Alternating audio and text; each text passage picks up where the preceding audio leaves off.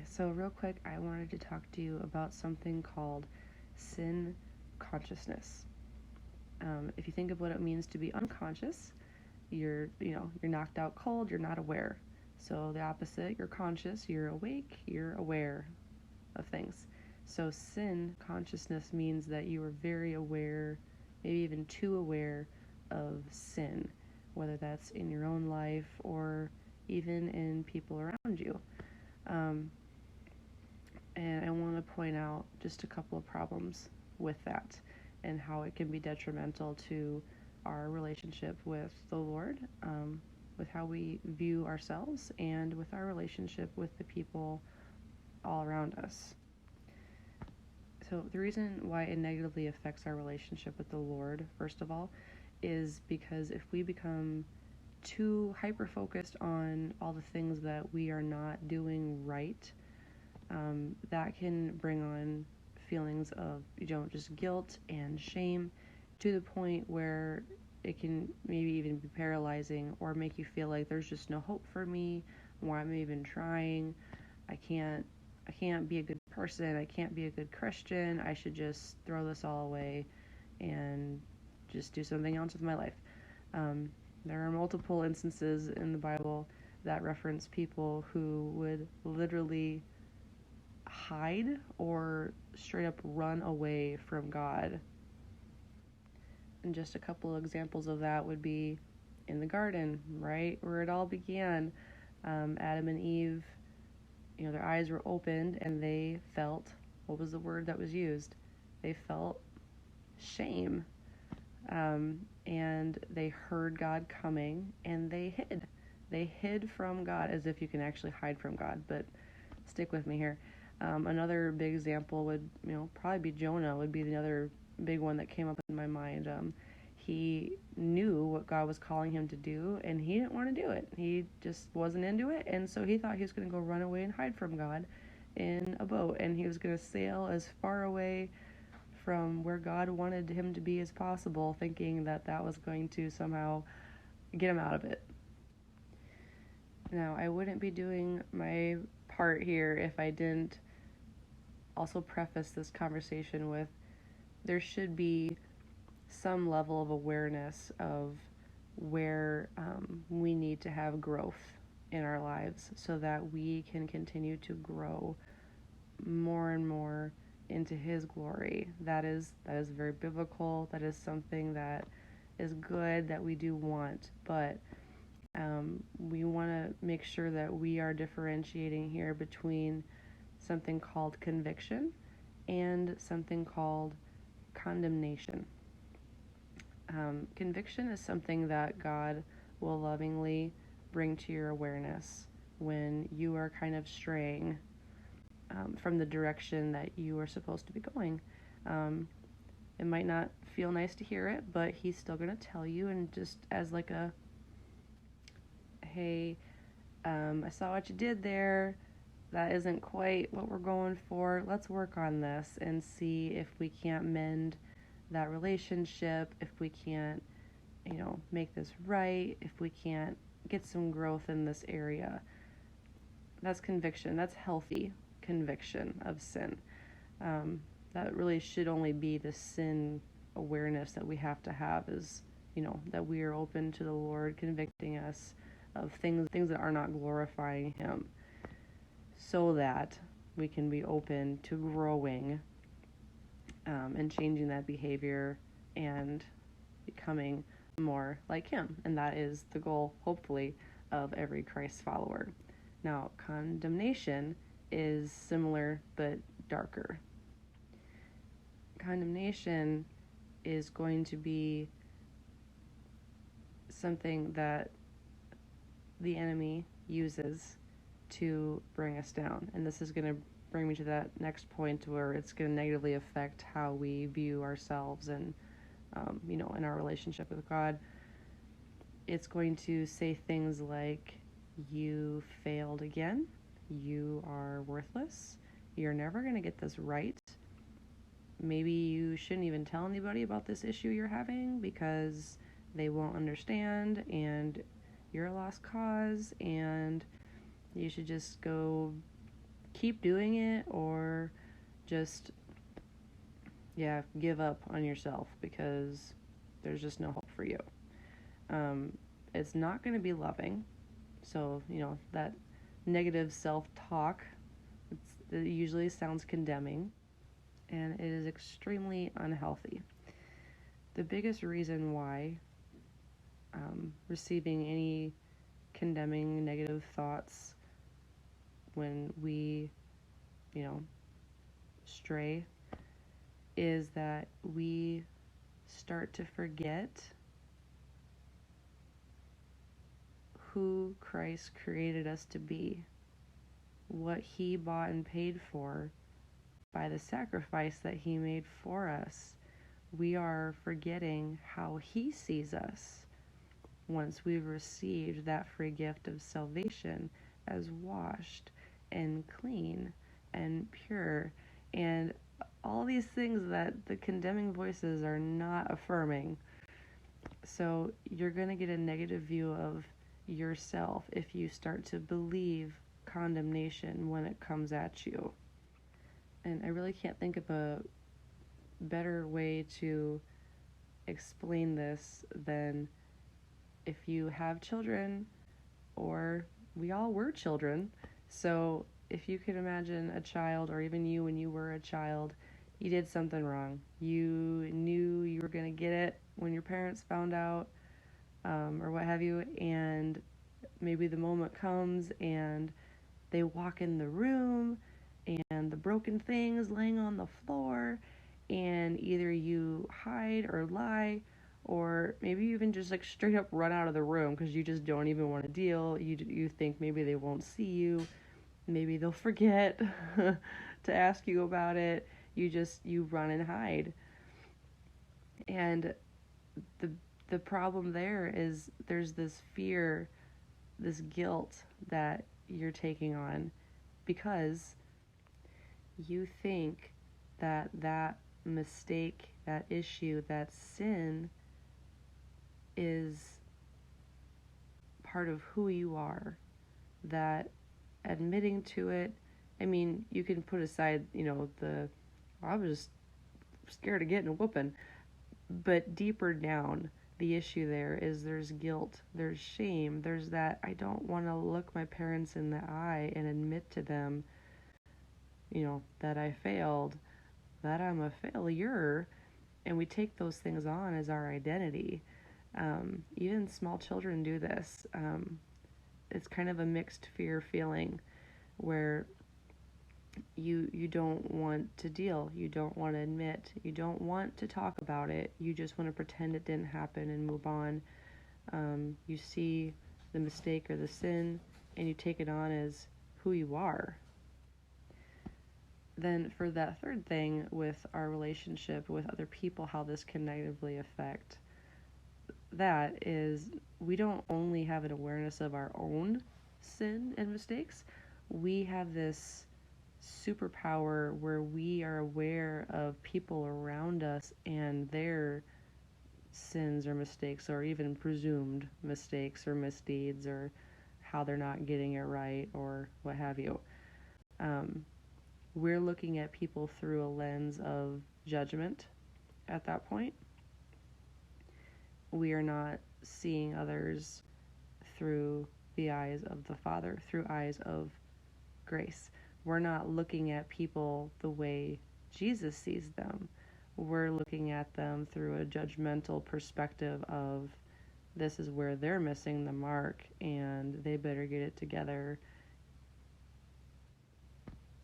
Or I just can't even associate with them or talk to those people anymore because they're getting something wrong, or they aren't seeing things exactly the way I do, or they can't get me because they're failing in that area and I'm perfect in that area. And I'm dramatizing it a little bit, but I think some of you guys know what I'm talking about here. And this plays out in so many colorful and not nice ways. And yeah, it would be great if we could just, pie in the sky, kumbaya, let's all hold hands and be loving. But really, when you get down to it, if we can separate the sin consciousness, these judgment goggles, from the alternative option of seeing other people as also being children of God, of also being created in the image of God, of also being a work in progress, of also having limitless potential. What if we could look at people, if we could look at ourselves through eyes of grace? What what a world we could live in.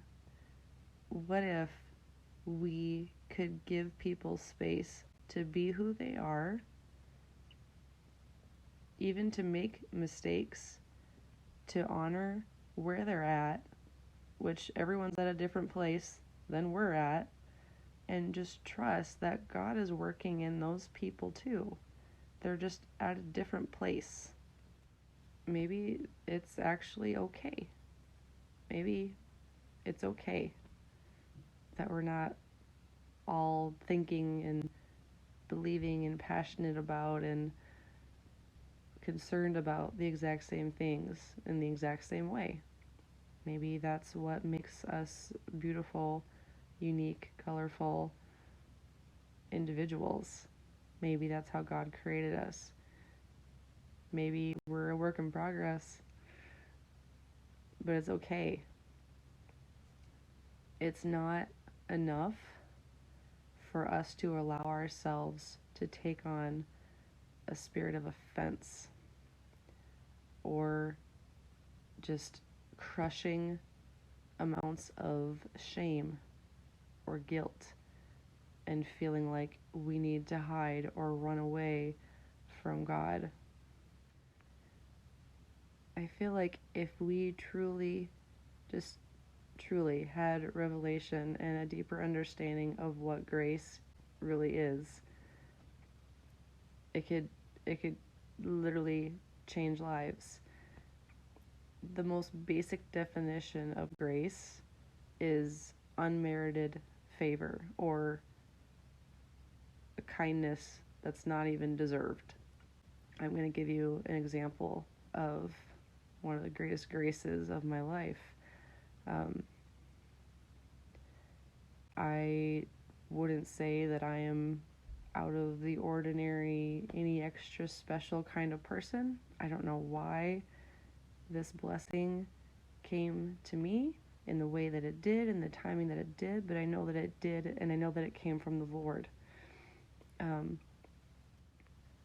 Before my husband and I were even married, we discussed, we were talking about our future together. We discussed, maybe starting a family someday. We learned early on in our relationship, before we ever, were engaged, we're married, we knew that from the world's viewpoint of where both of us were at physically with our health for a multitude of different reasons, the likelihood of us being able to, for me to become pregnant and B, to, safely carry a child to term and have a baby, the chances were slim to none. We went into marriage knowing that. And by the grace of God, I guess I can say, it didn't affect me in the way that you'd think it would. I was always the kid who, what do you want to be when you grow up? I want to be a mom. I want to get married and I want to have kids. That's my dream. Like, what's your dream in life? I want to travel the world. I wanted to be a wife and I wanted to be a mom.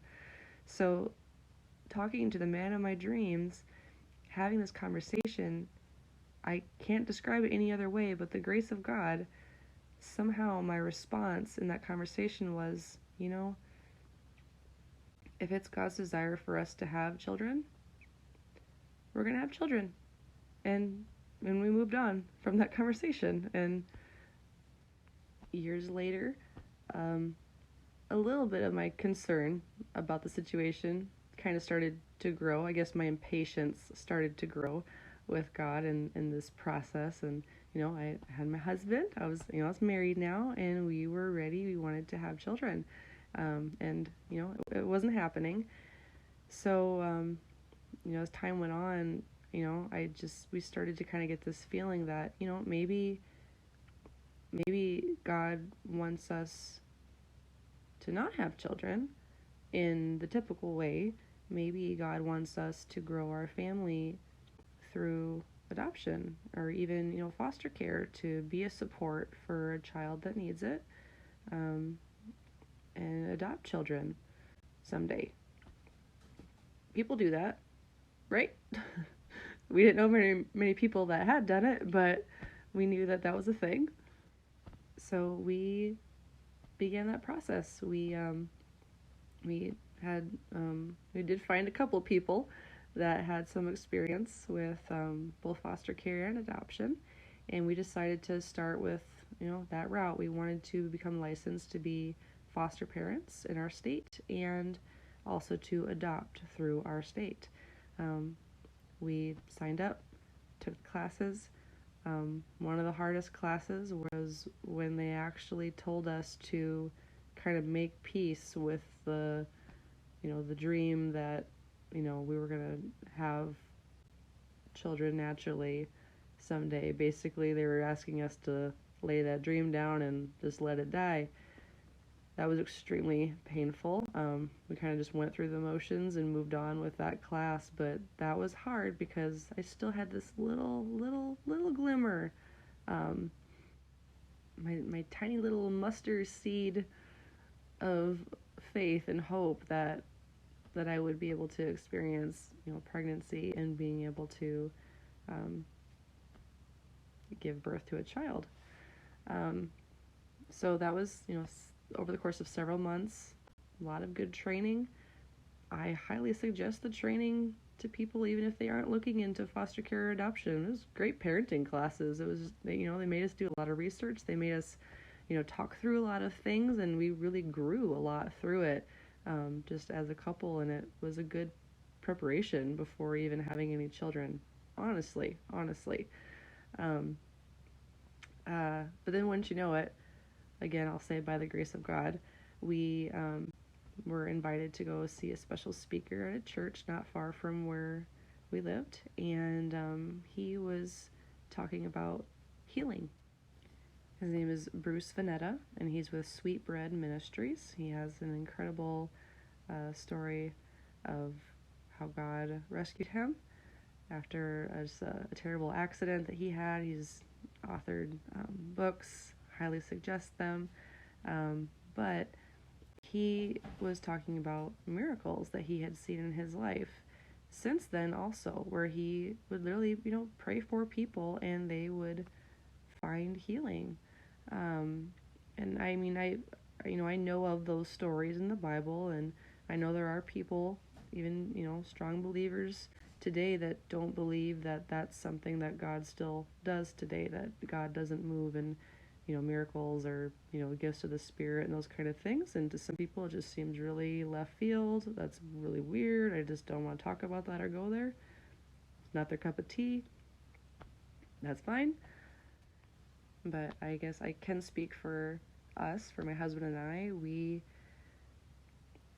just knew so strongly deep down inside of us that even though we thought mentally, or our thought processes, we had let the dream die, I guess, we knew that God wasn't taking it off the table, and it never had been more clear to us that that was still something that God was going to bless us with, along with this increased knowledge and desire to grow our family through adoption.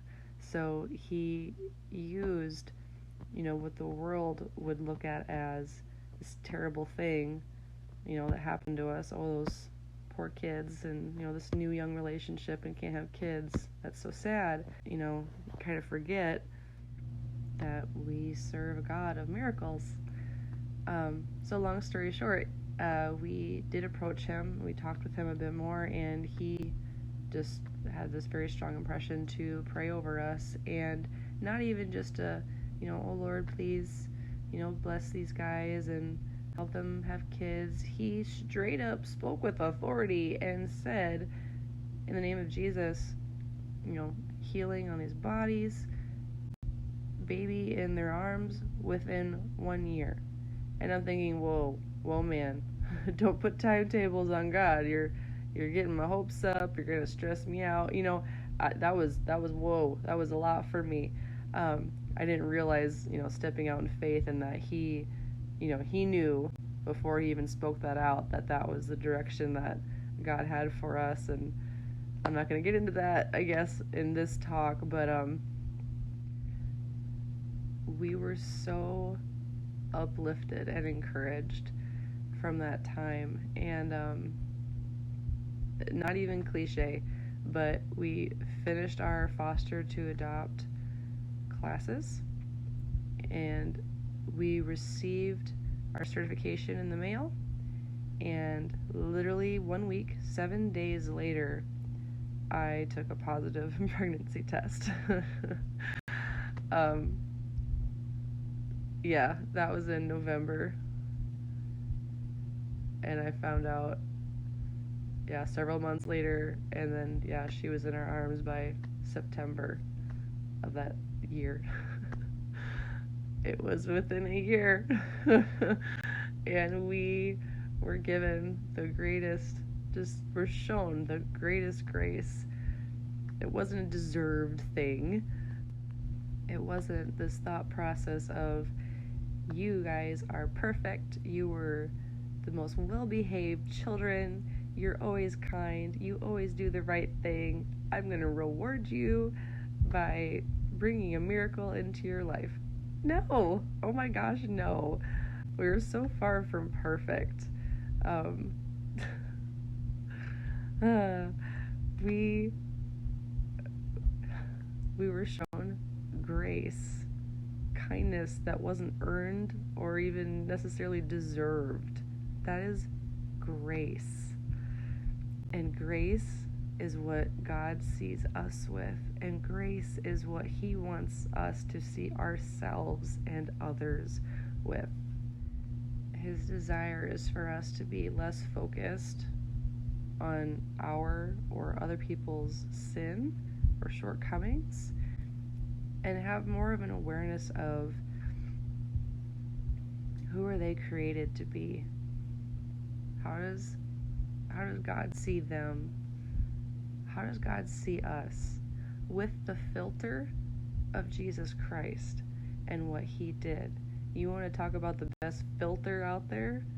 It's God being able to look at you through the lens, through the filter of His Son, the perfect sacrifice. When He looks at you, He sees Jesus' face. When we look at ourselves in a mirror, we should not be poking and prodding and worrying and being concerned about all the things that aren't perfect with us. We should be thinking, Jesus thought I was worth dying for. When our kids are driving us batty, when people are trying to start drama online, at work, whatever, we should be trying to look at them through that filter of, Jesus thinks that they're worth dying for, and He has an incredible plan for their lives. They're on their way. They may not be there. They're still on their way, but He has an incredible plan for their lives, and He sees their greatness, not their shortcomings. He sees your greatness. When He looks at you, He doesn't find the things to pick at. He sees who you are, who you truly are, who He created you to be. So altogether, let's just commit that we are going to start looking at ourselves and others, and start looking for and calling out greatness. we're going to notice good things, kind things, how they're growing, how we're growing. We're going to call those things out. We're going to call attention to those things. And those other little things, like where we're not quite getting it, that attitude, that whatever that is, we're going to bring those things to the Lord in prayer, not with our mouths to the people around us.